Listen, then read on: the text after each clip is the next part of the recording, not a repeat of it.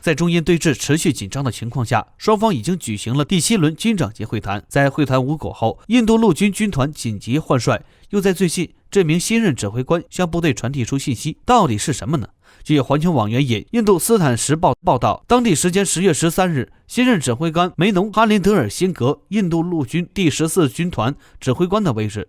与此同时，苏辛德拉·库马尔中将则担任第16军团的指挥权。值得注意的是，这2名新任指挥官传出的消息，梅农和库马尔都告诫自己的部队应随时做好战斗准备以及应对边境局势。结合目前局势，言一亚之意不就是为了应对巴基斯坦和中国吗？对此，该报道认为，这2名指挥官的表态意味着对印度军队准备同时应对来自中巴2国的双重威胁。要知道，第14军团的这一名指挥官可不是一般人。通过一名印度国防部发言人的讲话，我们可以了解到，梅农有着杰出的职业生涯，并且担任过许多重要的指挥参谋任务。据悉，他曾担任过印军锡克教团的团长、国语怒军团指挥官和新德里征兵总监。在他接任第14军团指挥官一职时，就告诫该部队应依照此前各自做出的承诺，继续热情地履行自身职责，并且时刻准备应对任何国家安全威胁。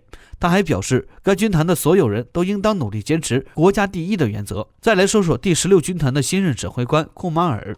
首先，该军团主要负责与巴基斯坦军队进行对峙。其次，库马尔表示，能接受这样一支拥有多年历史的精英部队是他的荣誉。他敦促该部队的各级人员继续以最大的热情履行自己的职责，始终保持战斗准备。由此可见，这2名新任指挥官都不是什么善茬。现如今，印度方面已开始向欧美进口大量的冬季防寒物资，甚至启用了与美国之间的有关装备备忘录协议，向美国购买武器装备，以补充印度陆军的军事力量。自今年4月以来，印度军队就开始不断的挑衅周边邻国，在列城地区与中国人民解放军陷入对峙僵局，同时又在扎莫地区实空线附近巴基斯坦军方交火。印度军队恐怕要是在所谓的拉达克等高原地区度过了一个漫长的冬天。总而言之，就目前情况来看，要等印军握手言和是不可能了。我们必须清楚，导致当今对峙局面的责任不在中方，我们必须要认清事实，放弃幻想，准备战斗。同时，我们应该相信我国人民解放军完全有信心、有能力、有决心维护国家主权和领土完整。自今年6月中旬以来，中印边境局势持续紧张，目前双方一线部队正在持续对峙。据公开消息，印军部署在中印边境高原地区的士兵超过20万人。要知道，这些海拔高度非常高的地区，由于缺氧、气压降低、严寒、地热湿度，还有强烈的太阳辐射，会导致低氧风险。特别是在11月之后，该地区降雪量将达到40英尺。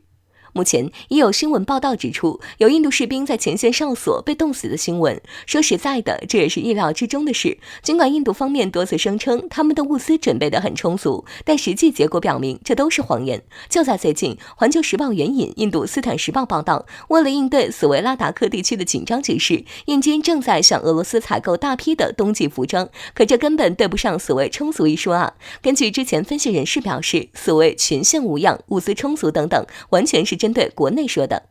话说回来，很多网友说别天天瞎操心印度了，管好自家温饱。不错，印度士兵物资准备如何，我们的确管不着，但是正所谓知己知彼，才能百战不殆，不是吗？所以我们现在就来看看我国解放军过得如何。据央视新闻报道，班公湖已经下了第一场雪了，但即使在零下几十度的恶劣天气下，我军士兵依旧是吃饱穿暖。从央视新闻的视频中，我们可以看见，在班公湖的临时哨所里面堆满了各种补给品，其中包括自热米饭、方便食品、饮用水等等。同时，附近兵站基地也在为位于5600米海拔的各个哨所运输补给品。值得注意的是，我们可以看到一把88式狙击步枪，但它的本质是一把精准射手步枪。据悉，该狙击步枪有效射程800米，精确射程600米。狙击手可以附带的进行侦察，狙击手可以引导火力打击等特种战术，与95式班用轻机枪、03式有托步枪构成班级核心火力。此前，我军委后勤保障军需能源局会同有关专家赴边防一线，部队官兵表示，新列装边防的巡逻备不仅设计先进，而且技术含量很高。此次列装的有包括防寒头套、保暖缩汛服、轻便防寒保暖缩汛服等在内的15个品种。结合士兵们的作战环境，这些新边防缩汛服使用的是国内最新研制的高强聚酰胺纤维，在保暖的同时不影响作战效果。不仅如此，我军新型可插装式自供保暖营房也部署在一线边防地区。该新式营房采用节能建筑、太阳能发电模式，可以使其在海拔5000米、室外温度零下40摄氏度的环境下，还保持室内温度高于15摄氏度。由此可见，我军所处的地位确实艰苦，但是相比印度可是好太多了。正所谓冷的边关，热的血。近日，我国新型方舱落户海拔5000米的高原地区。央视新闻公布10月份我军在班公湖画面后，印度斯坦时报发表文章称，指责中国没有立即计划在拉达克撤离或降级。印度电线报也发表文章，指出前线印军面临的物资4大考验，对前线印军在极端困境下的生活无法想象。首先，重要物资的采购问题。据一媒报道，在高原地区驻扎，印度给印军们准备的营房分为2种，一种是供3至5名士兵使用的进口北极帐篷，另一种是可容纳6到20名士兵从当地采购的各种保温营房。先不论现在印度造保温营房质量如何，但据报道称，保温营房安装的特殊加热器需要消耗大量煤油作为燃料，没有特殊加热器，印军不可能生存下去。然后就是进口北极帐篷，适用于高海拔地区的服装和登山设备一直紧缺，印度正加紧采购，但是这些设备基本来自欧洲。因为疫情，欧洲工业现在什么情况，相信大家应该明白。重要防寒物资的采购依赖国外，先不说价格是多么昂贵，据报道了解，交付印军至少需要1个月，等这1个月大雪封山，运输又是问题。其次，医疗后勤保障问题。据报道称，高原地区印军将大量出现潜在高海拔并发症，像是肺水肿、脑水肿以及低温导致的病情，出现冻伤、血压偏高、流鼻。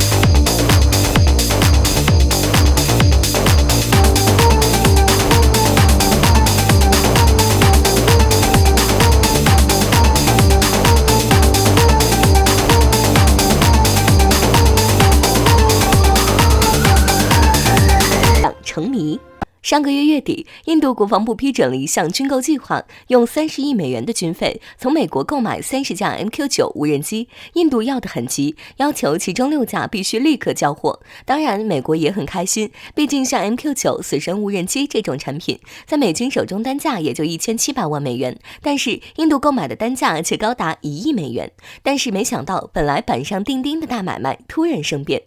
据《环球时报》10月8号援引印媒消息，对于这批军购计划，印度的态度突然变得犹豫。其国防部表示，实际上对于这批军购，印度还没有做出最终定论，前脚还急着要美国立刻交付6架，现在又说没有做好最终决定，这不是傻人吗？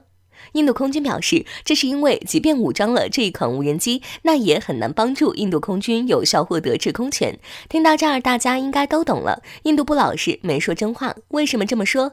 首先，我们必须清楚一点 ，MQ9 死神无人机是美国开发的第一款专门设计作为猎杀用途的无人机。今年年初，伊朗将军苏莱曼尼之死就是这活干的。目前，大多数攻击无人机都是用来针对地面射伤目标实施精准打击任务的。可以肯定的是，随着时代发展，未来无人机的用途也会越来越广泛。但是，至少在现在，不会有任何一个国家用无人机来争夺制空权，因为制空权的争夺根本就不是当今无人机的能力范围。然而印度却给这么个无法夺取制空权的理由，啥意思？这不摆明了就是一借口吗？而且还是个十分可笑的借口。事实上，印度这次出尔反尔是早就可以预料到的。受疫情影响，印度经济水平持续走低，正陷入近几十年来最为严重的衰退时期。但是莫迪在美国怂恿下，还不停地挑起与邻国的摩擦。到如今，印度面临双重作战的风险，不得不紧急采购大量军事装备和军用物资。光是今年，印度军购花费的钱就已经达到了上百亿美元之多。而这个时候去买单价高达1亿美元的死神无人机，简直就是吃力不讨好，因为这款无人机对印度来说确实帮助不大。据了解，主导购买死神无人机的并非是印度空军，而是海军。但是，印度在海上与其他国家都没有纠纷。印度方面表示，这款无人机也可能会派到所谓拉达克地区作战。不过，这样正好我们的红旗16就能派上用场了。所以，综合来看，买这么一个性价比不高的东西是完全没有必要的。